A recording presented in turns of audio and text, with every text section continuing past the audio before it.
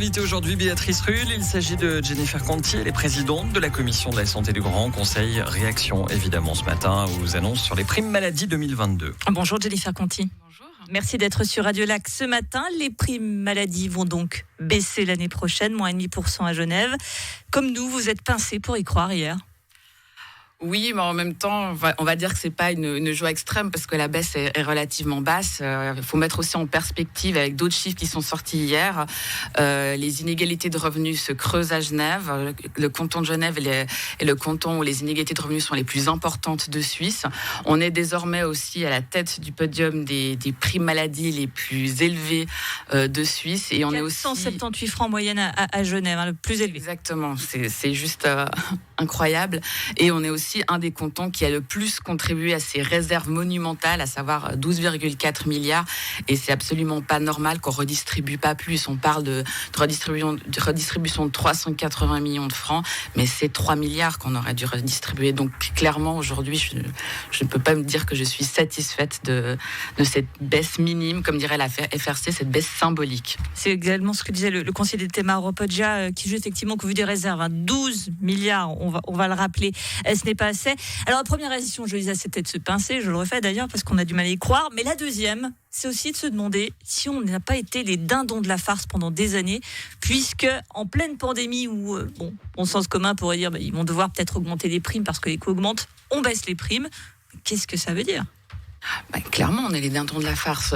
En 2020, ils ont réussi, en pleine pandémie, ils ont réussi à accumuler 1 milliard de primes.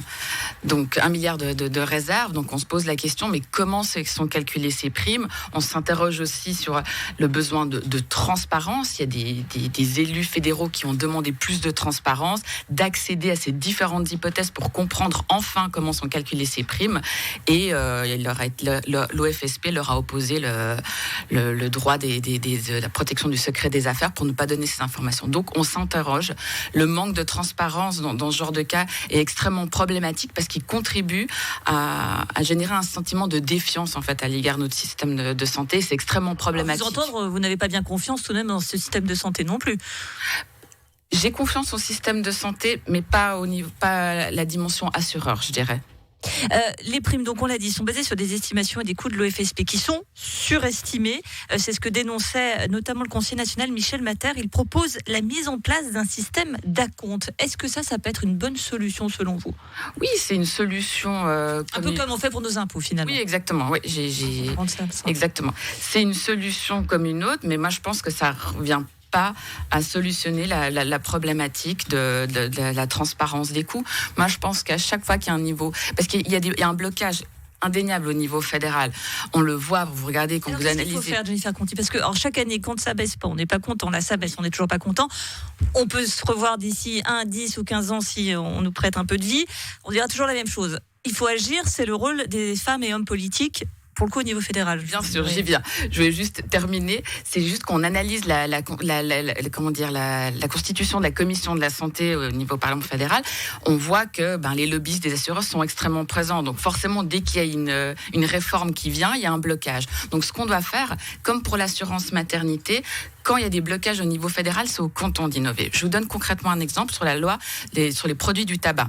Au niveau fédéral, il y a des blocages hyper importants, parce qu'ils ne veulent pas supprimer la publicité et le parrainage pour le tabac, qui est pourtant une mesure extrêmement importante pour empêcher chez les jeunes en consommation tabagique. Donc, qu'est-ce qu'on a fait, nous, au niveau cantonal ? On a déposé une loi pour mettre en place une stratégie de prévention et de promotion de la santé visant à empêcher les jeunes. On a développé une stratégie alternative en créant des espaces de jeux sans fumée. Donc, je pense que c'est ce qu'on doit faire clairement aussi. Alors, vous êtes en train de dire que vous allez déposer potentiellement une loi pour changer ça ? Alors, ce qu'il y a, c'est que la marge de manœuvre nous est donnée, malheureusement, par la LAMAL. Il y a maintenant, on dispose d'un article de loi, qui est l'article 59B LAMAL, qui permet aux cantons de mener des projets pilotes. Et je pense qu'un des premiers projets, c'est de disposer une caisse de compensation qui puisse, en tout cas, apporter de la lumière sur comment sont calculées ces primes. Parce que c'est vraiment là le cœur du problème, c'est ce manque de transparence. Autre exemple, entre 2007 et 2020, les primes ont augmenté de 5,4%, alors que les coûts de la santé ont augmenté uniquement de 2,7%. Comment on peut expliquer ce delta ? Juste une chose pour venir sur cette caisse de compensation. Comment ça se passerait ? Ce serait aux députés de prendre l'affaire en main ou vous demandez à Mauro Poggia de s'en saisir ? Après, là, la marge de manœuvre, parce que là, c'est à Mauro Poggia. De toute manière, c'était lui qui était l'instigateur avec Pierre-Yves Maillard de ça. Donc, à lui de s'en saisir clairement. Nous aussi, on peut venir donner l'impulsion. Mais c'est clairement, après, il faut attendre la marge de manœuvre, voir comment on peut mettre en place ces projets pilotes. Mais à partir du moment où il y a ces volontés cantonales, régionales, on peut le faire. Autre exemple, la caisse publique. On le voit que le système actuel ne convainc plus. En 2014, je trouve que c'est important de le rappeler, que Genève a voté à hauteur de plus de 57% pour cette caisse-là. Donc les Genevois et les Genevoises sont prêts à un autre système un autre élément pour réformer son système, et le projet est mûr. C'est ce qui vient d'ailleurs à ma dernière question. L'introduction de la malle, c'était il y a presque 30 ans. Elle devait permettre à chacun d'avoir accès aux soins. Les primes sont tellement élevées, on va le rappeler, 478 francs en moyenne à Genève. Pour certains, c'est plus de 10% de leur salaire. Donc forcément, le choix se fait au détriment de leur santé.